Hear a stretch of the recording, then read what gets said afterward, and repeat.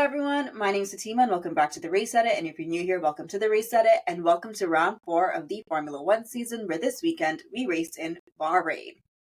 If you haven't watched my YouTube shorts yet, I made Bahraini Howla in honor of the Bahrain Grand Prix this weekend, and it was a really fun treat to make, but that's not the point of today's episode. We are going to be talking everything Formula 1 Bahrain 2025, and a race was had. If you missed this race, you need to go back and rewatch this race because after Suzuka last week, we needed Bahrain this week. There was just so much that had happened, and I don't even think I got all my everything down from what happened. Hopefully, I got all the key takeaways from this weekend's race, and let's just jump right into it. Starting with how we always do, my handy dandy notebook and our qualifying results. So, qualifying in this race. Let's talk about who qualified 20th and who got pole. Starting with Oliver Behrman, he finished 20th in qualifying. Remember that. Then we went to Lance Stroll 19th, Bortoleto 18th, Liam Lawson 17th, Hulkenberg 16th, Alex Albon 15th, Ocon 14th, remember that as well. Alonso 13th, Isaac Hadjar 12th. And now listen to this. Isaac Hadjar qualifying 12th is actually his worst qualifying results of his season so far. He is a rookie to look out for. I'm telling you right now, he is. I mean, I'm not the only one. I'm sure everyone else is telling you, but hey, me too. Then we had Jack Doohan qualified 8th. Alpine really put their foot in this weekend. Alpine is such a funny little team to me. Then we had Yuki Tsunoda 10th. Another great qualifying for someone who people were like, we don't know how it's going to work. Yuki Tsunoda did what he needed to do. We had Lewis Hamilton qualifying 9th. Carlos Sainz qualifying 8th. Max Verstappen qualified 7th. Big deal, right? Guess who qualified 6th? Lando Norris. Then we have Kimi Antonelli, who qualified 5th. Pierre Gasly qualified 4th. George Russell 3rd. Charles Leclerc 2nd. Oscar Piastri got pole position. Now, keep in mind, the Mercedes duo both had a one-place grid drop due to a penalty, I think for leaving the pit lane before they were supposed to. So Russell had actually qualified 2nd, but because of that, he went down to 3rd. And then Antonelli 4th, but because of that, went down to 5th. But mind you, I just want to say, Leclerc did qualify 3rd. And that means that Ferrari is hopefully doing what it needs to do. I'm just going to say that. Now, when we talk about how our race finished, we had Nico Hulkenberg. He finished the race 20th because he was disqualified. So he had actually finished the race P13. But because of a disqualification, because of skid wear, he ended up dead last. Then we had Carlos Sainz, DNF, due to contact. Now, was this contact with Kimi Antonelli? No, sorry. It must have been his contact with Yuki Tsunoda. Anyway, after the race that Carlos Sainz had, I think it was like on lap 46, I want to say, he ended up DNFing because the car was just damaged, honey. He just couldn't race any longer. Then we have Bortoleto finishing 18th. And the thing about Bortoleto, I know he's a great racer and I know he has it. The car, man, that's sour. And I really want better for Gabriel Bortoleto, is what I'm trying to say.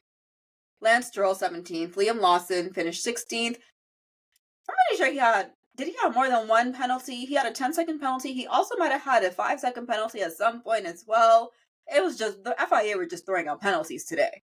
Then we had Alonso 15th, Jack Doohan 14th, Isaac Hadjar, unfortunately, finished 13th, which is outside of Melbourne. I'm pretty sure his worst race result as well for the season so far. Alex Albon did finish 12th, so Williams didn't have the day that they were hoping for. Kimi Antonelli finished 11th, which is insane because he really should have finished higher if we're going to be for real, but strategy just was not on his side, and all the cars were just, it was too tight. It was too tight. However, Oliver Behrman finished 20th. Oliver Behrman finished 10th. He finished 10th. He went from 20th to 10th in a Haas that I don't play about. This is my Haas team.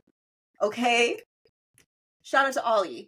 Then we have Yuki Tsunoda finish 9th. delicious. He is the first driver to put that second Red Bull car in the points after a lot of days. I can't remember what the stat is. I want to say 75 races, but that feels outrageous. So I'm not going to say that. Anyway, they said he couldn't do it. And he did it in his second race in that Red Bull. Don't talk to me. Yuki Tsunoda did that. He did that. Moving on to Esteban Ocon. He also did that. He finished 8th in a Haas. You can't even say in a Haas anymore because Haas has been doing chef's kiss. Chef's kiss. I'm so proud of Haas. I'm so proud of Oliver Behrman. I'm so proud of Esteban Ocon. Y'all know I root for the underdogs. And y'all know SC Bestie is one of my drivers. And Oliver Behrman, he's something special. He is someone to look out for. Alpine also had a really great weekend. Alpine is so strange to me because they can have a great weekend today, and the next week they could be finishing dead last. I'm pretty sure this is also their first points of the season so far, Pierre Gasly, so shout out to Pierre Gasly. Then we have Verstappen, who just at the very tail end of the race got that 6th position over Pierre Gasly. And he was he had the black and white flags thrown at him because he was track limiting, as were many drivers who I'll get to at some point today. We had Lewis Hamilton finish 5th, so he went 9th to 5th. He went 9th to 5th, which to me, a win is a win personally. A win is a win. So I'm not mad about it. That tells me that Ferrari, hopefully in the next few races, we're going to be fighting for podiums, please, because I know that Ferrari car has it, and that's what's making me so mad. I actually know they have it because Lewis Hamilton won the sprint race in China. Leclerc qualified 3rd. Leclerc finished 4th this race. It could, had we had this, that one's up for contention because Norris did end up taking 3rd position from Leclerc towards the end of the race. George Russell finished 2nd, and Piastri won the race. Honestly, to me, this race, a win is a win. Everything that I needed to happen happened. I would have loved to see a Ferrari win, of course. I would have loved to see a Ferrari podium. Of course, we almost had it, but a win is a win. And Oscar Piastri, I'll be here this year when you win the WDC. Am I speaking too soon? Also, mind you, so far right now, I don't think that made sense.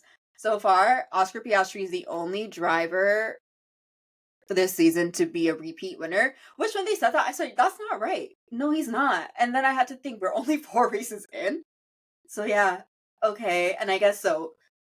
Lando's won a race, Oscar's won a race, Max has won a race. So it makes sense that this race, Oscar winning the race would make him a repeat winner.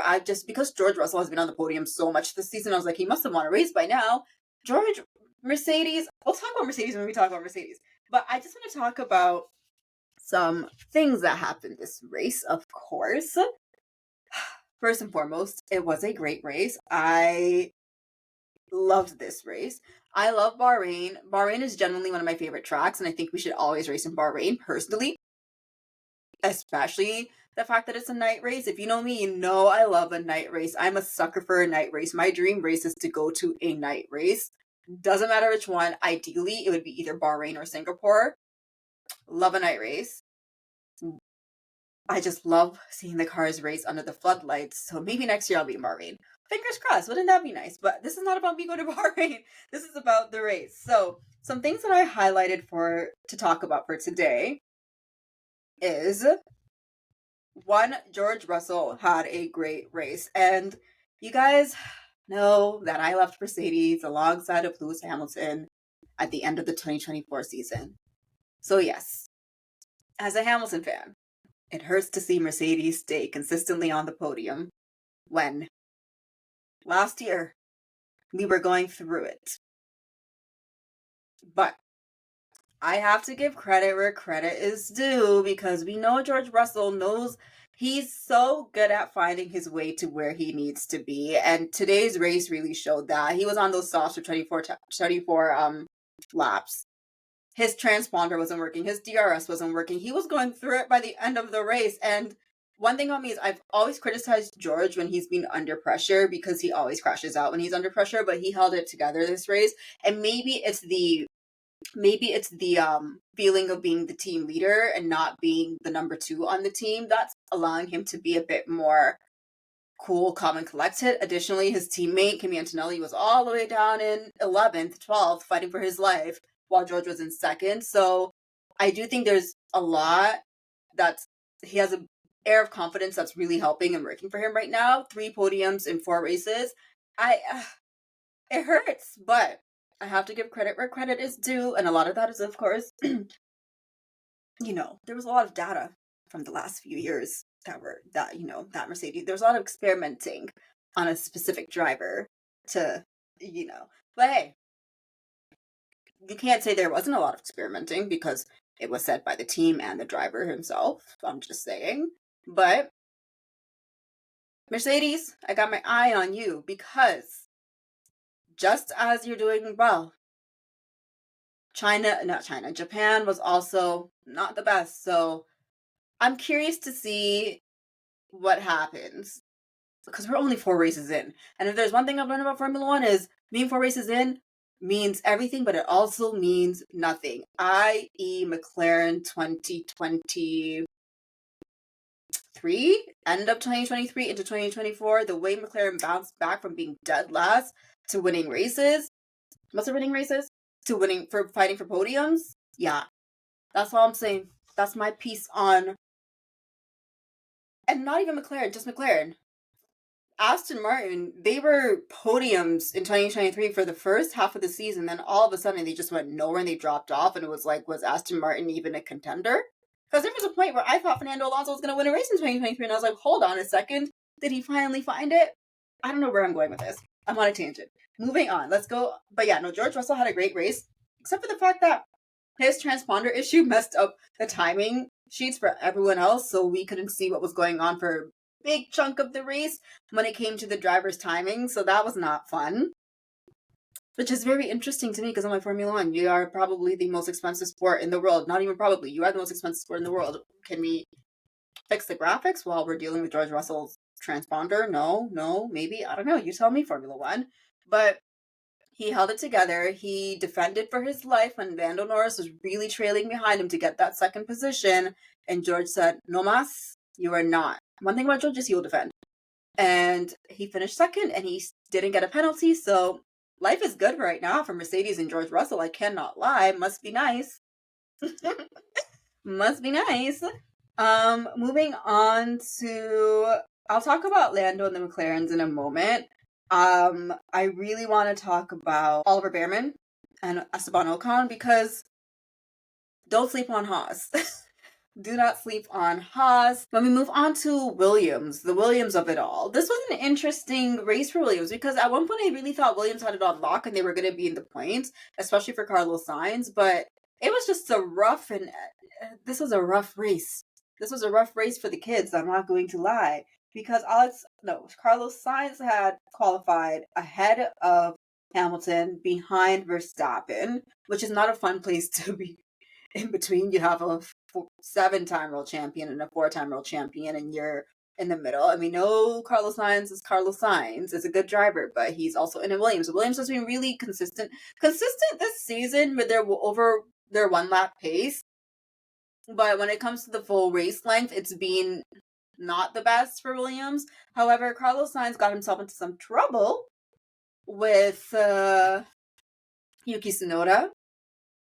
Got himself into some trouble with Kimi Antonelli, and then he had a puncture, and I can't recall if that puncture was from his hit with Yuki Tsunoda, because him and Antonelli didn't collide, so it must have been with Yuki Tsunoda. Anyway, long story short, Carlos Sainz did end up DNFing because his side pod was just no more, which sucks for Williams because that would have been really great to have Carlos Sainz finish. But hey, what can you do, eh?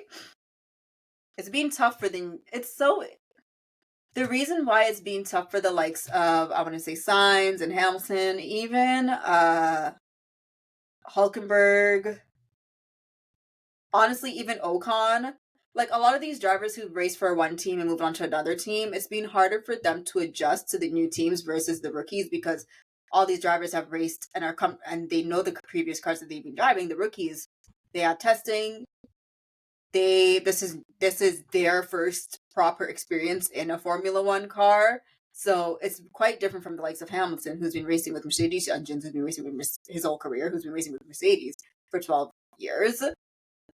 Trying to figure that out just does not sound like a fun time to me personally, I ain't gonna lie.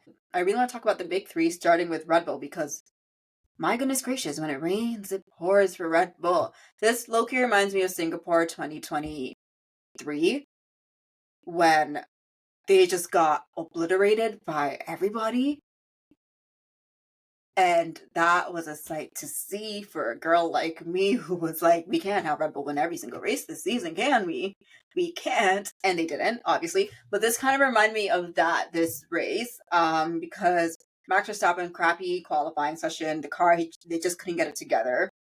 Then they had pit stop issues. Their LED lights for both drivers would not turn green after the pit stop, so even though they had a fast pit stop for both Max and Yuki, they were stuck because the lights weren't working for them. And then when Max had pit again on lap 27, it was a slow pit stop because the tire wouldn't come off. So it was just not. And then when Max had been on the hards, he was just, the hard tire objectively just was not it for this race. But man, when it rains, it pours for Red Bull. And especially, they could get away with that 2023. They could get away with that 2024. They can't get away with when it rains, it pours, or 2025, because they are not the winning team. Sure, they've won a race, but they are not the winning team, you know? But the funny thing is Max is struggling this race, and typically when Max struggles, the second driver, they're already nowhere to be seen because they're already just going through it. However, Max was struggling this race. Yuki was fighting for his life in the midfield, just trying to stay in the points and get in the points, and he did, which is a lot to say about, one, Yuki's experience in Formula One, and also the fact that maybe Yuki really was just the right driver all this time for that second seat, and Red Bull, for some reason, just refused to open up their eyes and admit to it for a very long time. But yeah, Yuki finished 9th. Max finished 6th, so that's not a bad result. If they weren't a winning team, it's not a bad result. But because they're Red Bull, you obviously would expect them to be higher. But if they're a midfield team, you'd be like, okay, good job, team. We got 1 9th and we got 1 6th, you know? But man, oh man, it must suck to be a No, you can't even complain at the Red Bull fan right now, because y'all really had, you guys had it going for the past 3 years, 4 years even. And then when we look at Ferrari, I actually have no complaints about Ferrari this race. The only thing I wish, and I wonder how things would have ended had Ferrari done the softs instead of the hards for the final stint. Now because George went on the softs, Mercedes put Kimi Antonelli on the softs first for 4 laps, and then there was a safety car, and then in the safety car they put him on softs again. George went on the softs, and George was like, softs? 24 laps? That's audacious. Lando was like, great idea. George, they were so right to put George on the softs. Ferrari obviously couldn't do another set of mediums because they did medium. Their tire strategy was medium, hard. And obviously, when you're racing in Formula One, you have to adhere to the rules, which is you need 2 tire sets. You need to switch your tires. You can't race with the same set of tires throughout the entirety of the race. So they chose medium, hard instead of medium, soft. And I truly, truly wonder what it would have been like if they did medium, soft, because Lando Norris is able to get the best of both Lewis Hamilton and Charles Leclerc, I think, because he had mediums and they were on hards, and obviously the mediums have better grip, yada, yada, yada. But outside of that, I'm not mad at Ferrari. I think they gambled it safe, but that safe gamble helped them finish the race 4th and 5th. And if they stay consistent, I suspect in the near future, hopefully, we will have a podium on our hands. and a race win that's not a sprint win on our hands as well. And that's all I'm going to say on that, because I'm not trying to jinx my Ferrari team. And then finally, we have the McLarens of it all. Lando Norris did not have the best weekend, and this is the second weekend now this season where he hasn't had the best weekend. And Oscar Piastri, I really, truly, and truly really want to know what would have happened had the rain not come in Melbourne. Because Oscar Piastri, you're speaking to me a little bit. You're speaking to me a little bit, Oscar Piastri, and it's giving you could potentially win the WDC if you keep your head up and keep racing like this. You know? As much as I would love a Ferrari WDC this year, which it could still happen because we're only 4 races in and anything can happen. If it's not a Ferrari, if it's not Lewis Hamilton, Oscar Piastri, could we do something? It's going to be so interesting because, man, it's going to be so interesting this season between the McLaren drivers, because I truly believe Oscar Piastri has what it takes. I'm telling you right now, in Japan, if McLaren did papaya rules, do I think maybe Oscar could have caught up to Max? Yeah. Could he have overtaken Max? Maybe not, because Japan was just not, it was not it. You couldn't overtake in Japan. But I do think that, who's that person that said, there's this little joke going around that Lando's better when he's not at the front of the grid, which makes sense though, because all of his racing career, McLaren has been a midfield team up until the past year and a bit. So he's used to racing and fighting for position. So that's how he knows how to race. But when he's in clean air, he can do it. But I do find, I mean, look at how he freaking went from P6 to P3 today, right at the start of the line. Race start, there's Lando Norris. I said, where did he come from? Mind you, he did get a 5-second penalty for that because he was over his grid box.